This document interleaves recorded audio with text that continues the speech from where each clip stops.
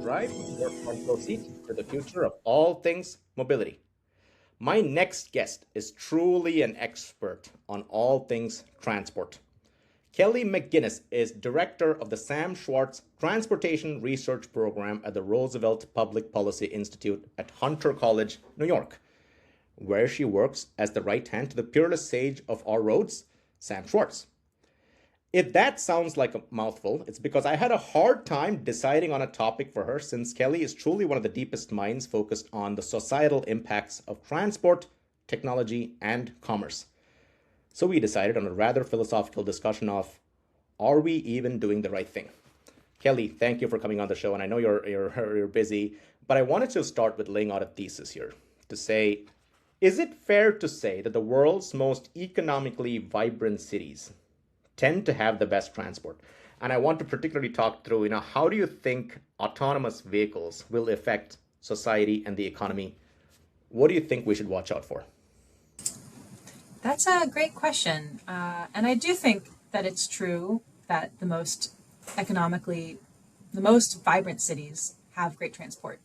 You can see it in London's tube. You can obviously see it in New York City's subway, because its productivity relies on infrastructure that moves workers, goods, ideas.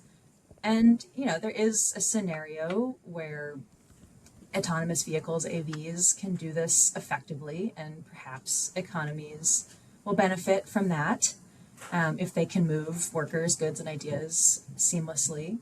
But I think that there is a risk this will fail by causing congestion. There is also a social isolation that comes from not being around other people when you take a subway or a bus. You're meeting people, you're being inspired. That also spurs economics, and I think that's an underappreciated part of a vibrant city. And there, if done correctly, there's a chance that AVs could unlock productivity in areas that are right now what we call transit deserts, isolated from accessible, subway stops or bus routes. And that could enhance economic access for a lot of people. There are more access to jobs, economic success. But I think something that I like to think about is also that this wealth isn't staying, local. If an autonomous vehicle industry is growing and becoming successful, that money is flowing to Silicon Valley. You saw this a little bit with taxi economies when Uber and Lyft made the scene and captured the value. These autonomous vehicle platforms are also controlled by a handful of tech giants, Waymo, Tesla, Amazon with Zoox, and they risk extracting revenue from cities without reinvesting locally. I think something I always think about is that right now the TLC, the New York City Taxi and Limousine Commission, licenses about 170 to 200,000 professional drivers. That's professional people working in our city who are living locally, buying locally, having their livelihoods put at risk by a company that's going to swoop in, and all that value capture is going to flow to other states and other people. Important caveat is that none of these companies are operating at a scale to replace that many drivers, but they could grow as a share over time. Multiple points you made there, Kelly, and chief of which you said, obviously, congestion, number one. Social isolation, which I think we should definitely, unlock a little bit. And then, but of course, you talked about the ability for them to unlock productivity, better economic vibrancy in transit deserts. But you really made a couple of interesting points, including the centralization of control to Silicon Valley and the fact that it would destroy livelihood. So let's focus on each one of those, but really let me start with the livelihood question and just playing devil's advocate here. Because there's a history of the world, I think, going back to, at least in recorded history, as the Roman times, and Emperor Vespasian, who I think there was a scientist who came up with a better hauling machine, and basically the emperor decided not to adopt it simply because he said, well, where would all my hauling go? And there has been a history of what is called a lump of labor fallacy, which is, when you start mandating job protection against the technology of its time, it tends to stifle growth, and it's in some cases resist progress. So asking you the devil's advocate question, shouldn't vibrant cities, which we agreed on, was prioritize welcoming innovation for its own sake, so that society sort of learns to evolve with technology rather than, focused very holistically on protecting jobs? So tell me your thoughts on this. Yeah, I mean, I think this is a complex issue, and I don't necessarily think that mandating jobs protections outright is the right tool. But doing nothing also seems reckless. My thought is a smart policy lever could be to transition this infrastructure and these jobs. So maybe AV companies start paying into, or somehow we pay into, a training funds. We have benefits that outlast jobs for these drivers or these people working in this industry. We could license, apply a licensing fee to AVs that we invest locally. Let the innovation proceed while also distributing its gains in a more holistic way. Because I do see like letting an entire working class neighborhood industry collapse into, unemployment in many ways. Like, and obviously people will find other ways to make a living, but if we let things happen in the name of innovation, it causes a kind of instability that does make cities less economically vibrant and not more. So we do need to find a way to absorb the change without this kind of disastrous impact. And that's a great point. If and talking about history, I think we also need to take care of. I think you made a great point about if working class societies start creating, with working class communities collapse and become unstable, we're really losing the entire point of innovation to begin with. Let me talk about another point you just made, which is congestion. You brought up the point about the ride hail companies, notably Uber and Lyft. They 10 years ago, 15 years ago, they promised reducing congestion. What happened? What lessons do you think the autonomous vehicle industry should learn from that analogy? Yeah, that's a great point. I mean, I think we are, they're not identical matches. I think we kind of learned a lesson with Uber and Lyft, and I think a lot of cities, not all, but a lot of cities are taking a more measured approach to new technologies, and we learned that with, Ubers and Lyfts. We learned it to a lesser degree with certain micromobility tools like scooters. But you're right that Uber and Lyft promised to reduce congestion, and the data showed the exact opposite. And initially, some of the studies that right when they entered the scene found that cities where it was deployed, VMT, which is vehicle miles traveled, or the number of miles put on the road, it increased as much as 13%, like nearly immediately. We're kind of seeing the initial caveat. AVs are a much smaller share. There's not that many on the road today. I think Waymo has under 4,000 vehicles right now in the cities where they're deployed, like in total. But we are seeing that a new meta-analysis of data found that shared driverless vehicles were increasing vehicle miles traveled by 5%. Even the shared ones, and that's not even to take into account the ones that are possibly going to hit the roads someday that are individual driverless vehicles where you would just have your own. And that impact becomes even larger when you account for modal shift. So if we're taking people who would normally be taking transit or public transit, or maybe not even taking that trip at all, and they're switching to vehicles, we're going to balloon the VMT.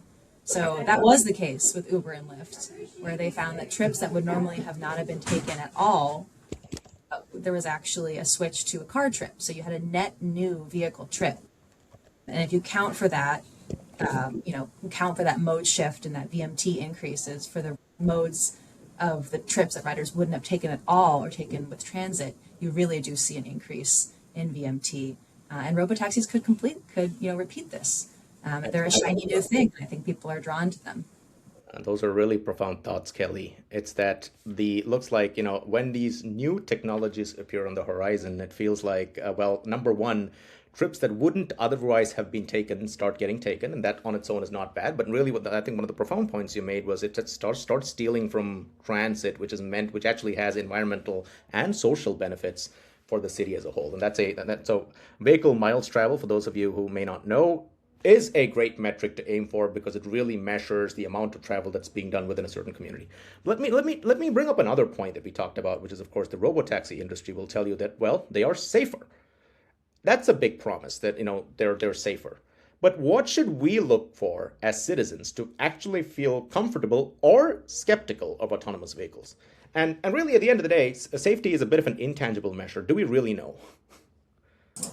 Yeah, Yeah, I mean, I think this is interesting. This is obviously a big conversation topic. People think about AVs. I feel like the sides of the coin typically have been, oh, they're safer. By abandoning this technology or being skeptical of this technology, you're dooming people to unsafe roads. And it's true, our U.S. roads are very unsafe. 40,000 people nationally die a year in traffic crashes. We do need to do something about this. I think there's a couple of things I want to talk about regarding safety. One is, safety statistics are real. I do think that Waymo and the companies that are publishing, and Waymo is one of the better ones at this, they're publishing statistics that have been, vetted, in some cases peer reviewed. Maybe there's some one-sidedness, in which case the authors are also Waymo employees, but these are peer reviewed papers. The methodology in itself, I believe, is sound. But they're somewhat cherry picked. I think right now AV miles are logged, and cherry picked in the sense that where they're deploying are ideal conditions. They're being deployed in good weather, in mapped cities that they have really good experience in, flat terrain. They are performing in cities with relatively lower traffic. They're performing in cities with relatively lower pedestrian activity. Maybe the exception is San Francisco, but they're not deploying yet in places like New York, and they are going to be deploying in places like London and Tokyo soon. I think we'll see the statistics potentially change. But until they're operating in the full range of human driving environments, New York City, highways, more highways, all these different scenarios, there is a slightly misleading, in my opinion, comparison to the average human driver. And then, that in itself is an interesting caveat. There are really, really good human drivers, and then there are pretty poor human drivers. I think in the case of New York City, what's something I would like to look into further, and I'm attempting to do this now, is the average, for hire vehicle driver more or less safe than some of the statistics that Waymo is putting out? Because these are professional drivers. In all likelihood, they are performing better than a human benchmark, the average human driver. So if they're going to be replaced by an autonomous self-driving vehicle at some point, that's another safety statistic that I really do want to look at.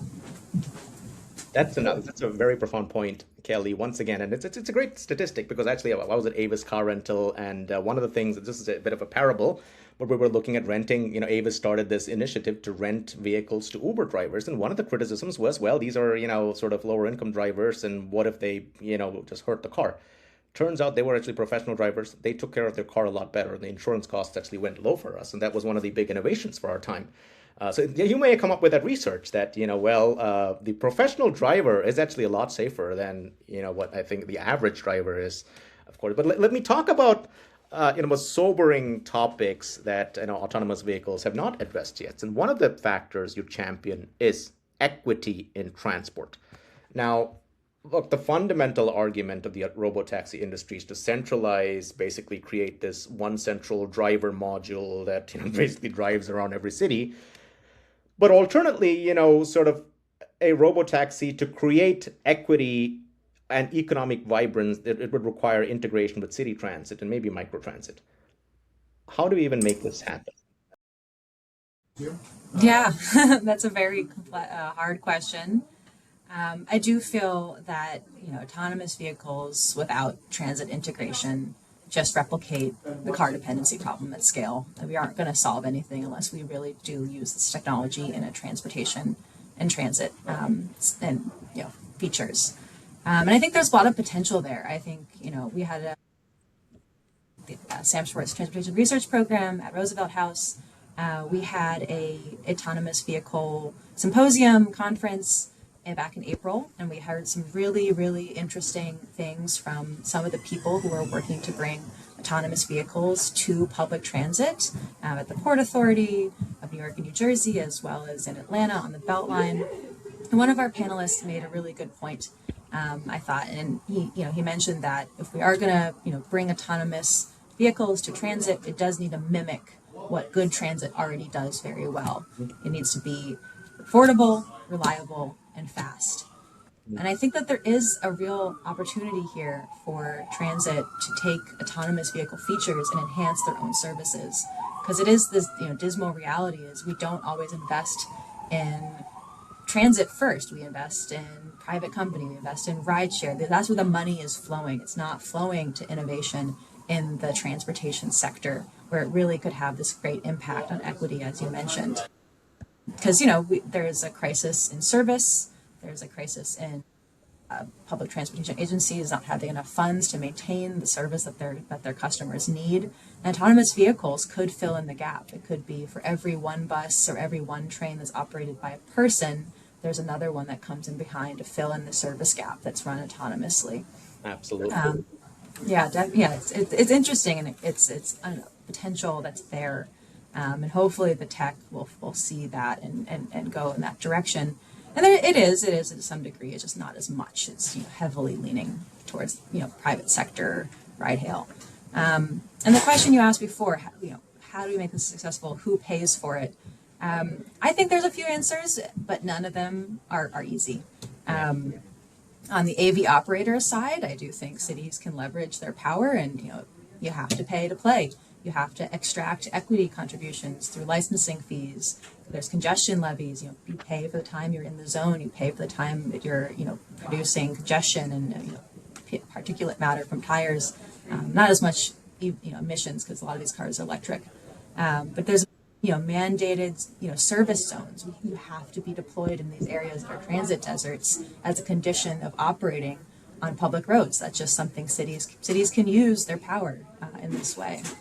Of course, there's the federal and state funding. These bills were created. Infrastructure bills can be created, but funding is often fragmented and politically vulnerable. So we'll see if we can pick something lasting. And on that note, I wanted to sort of go to probably the most complex issue of this time, which is that the technology on its own can be good or bad, but this specific technology seems to be controlled by so few. It's enormously expensive. It really centralizes and sort of takes away control from the very democratic workforce tradition of being a driver on the street. And you can make a point that all this innovation flowed downhill from defense research dollars, and therefore it definitely served the public good. We have the history of the Clinton-Gore framework for the internet, which really made this universally accessible. And you don't see people running around saying the internet is a bad thing, though some applications of it are bad. Should we create something similar for the autonomous vehicle industry and truly make it maybe open source? That's a really good question. And I think, lately I've seen some things that have kind of swayed me towards thinking we do need some sort of open source technology related to this. You're seeing right now a lot of what are being called edge cases, where the technology is struggling to solve certain things with safety risk. They're struggling to understand when to pass a school bus, for example. They're struggling with flooding and driving into puddles. All of these things are likely going to be solved at some point, and when they do, the company is likely to keep that safety fix under lock and key because it's their private tech. But I do think there's something to be said about sharing this information, or sharing some of the key things that are being developed that are making this technology even better. They're claiming that they're doing a lot of this development for safety, for the public good, to prevent traffic deaths. So if these technology companies are fixing these problems for the public good, they should be, required to share it. I think we should treat AV infrastructure in the same way we treat some of our roads. It's a public good. It means open standard mandates for things like vehicle-to-vehicle communication, publicly owned mapping data sets. If they're mapping these streets, maybe these need to be publicly owned. I do think that there should be, some sort of regulation to prevent monopolization of maps, fleets, potentially pricing. It shouldn't be individualized.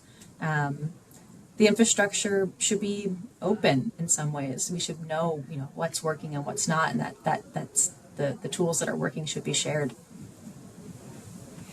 And that's a great point, Kelly. Well, unfortunately, that's all we have time. We could keep going. And that wraps up another incredible, and I want to say humbling episode. And I want to thank Kelly McGuinness for joining us today. Foremost, reminding us that the future of transport and autonomous vehicles in particular isn't just about the technology, it's really about the communities that it aims to lift. We have to start by serving the underserved first.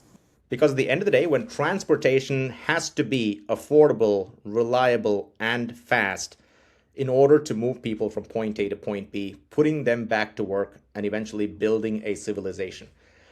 And thank you all for listening. If today's conversation inspired you, as it did me, please leave us a review, share this episode with a friend, and don't forget to hit subscribe. And until next time, keep looking forward and let's keep driving towards a better future. Kelly McGuinness, thank you so much. Thanks for having me.